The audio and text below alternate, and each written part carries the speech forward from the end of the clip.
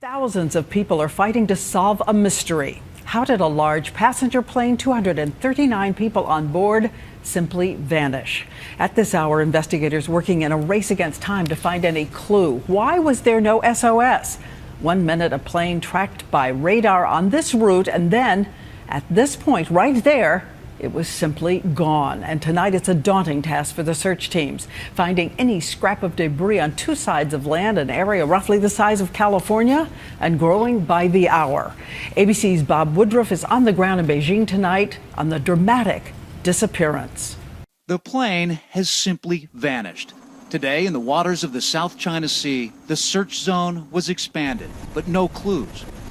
34 helicopters and planes, along with 40 ships, including submarines. Even sites that monitor nuclear weapons have been asked if they saw an explosion the night the plane disappeared. While on land, agony and demands for answers from the families of the 227 passengers and 12 crew, including 3 Americans, a father and businessman from Texas, and 2 small children. Flying from Malaysia to Beijing, China, it all began 1 hour in during the safest part of the flight. The night sky was clear, plane safety record excellent, veteran pilot, when the plane disappears.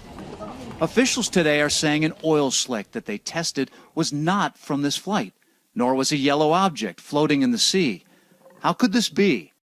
The flight was tracked by radar as it soared out into the ocean, but that commercial radar only reaches about 250 miles into the sea. Malaysian military radar may have picked up the plane, saying it might have turned back, but tonight that is not clear. And why hasn't the plane been found? The search zone is massive, so if the plane left its route, just turning a little to the left or right, the search zone expands by hundreds, if not 1,000 miles.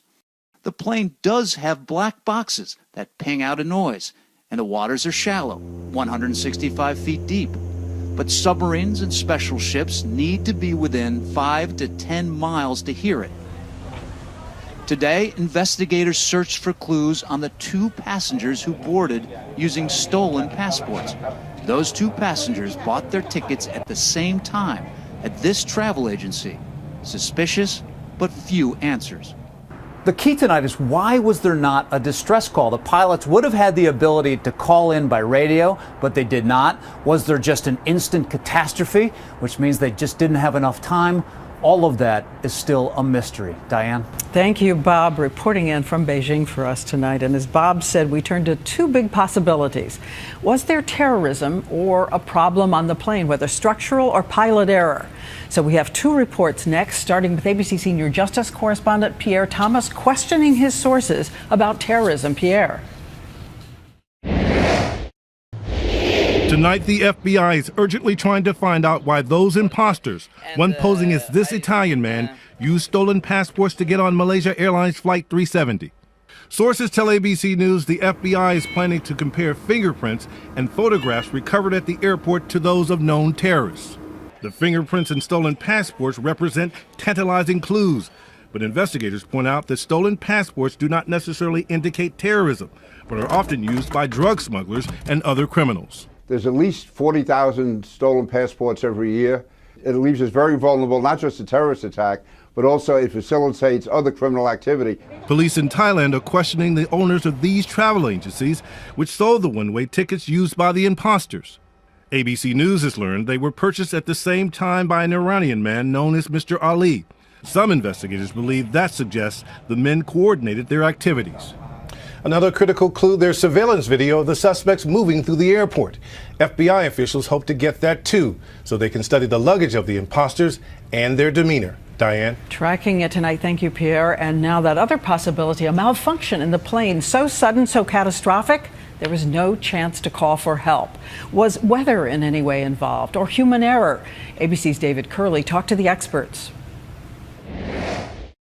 Large passenger jetliners do not just disappear. Nothing causes an airplane to come down from 35,000 feet other than things that can be catastrophic. And the list is long. A total structural failure, loss of both engines, complete electrical failure, or pilot error.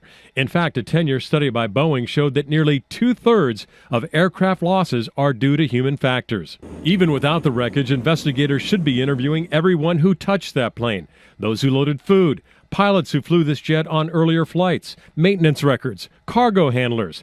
In fact, it was improperly stored cargo that led to a fire, which brought down a value jet in the Florida Everglades. So we need to keep an open mind, continue the search, find the wreckage, find those black boxes, and begin to solve this mystery. Those 2 black boxes, which record the pilots' voices and data from the plane, can be critical. After nearly 2 years, those black boxes from Air France 447 were recovered from the bottom of the Atlantic by a mini-sub. They showed that a sensor malfunction followed by pilot error led to the deadly crash. Recorders will tell us what happened, but sometimes not why. That was the case with TWA 800, which went down off Long Island. It was an explosion, but it wasn't until all the recovered debris was reassembled that investigators could tell by bent supports in the belly of the plane that the center fuel tank exploded, ignited by a frayed wire. But tonight, with so few facts, Flight 370 remains in the category of unsolved mysteries. It's unlikely it will remain a mystery. Every crashed passenger plane in recent history has been discovered. And the pieces of debris, a piece of skin like this or a seat, can yield a lot of clues. But there is time pressure because the batteries in those all-important black boxes only last for 30 days.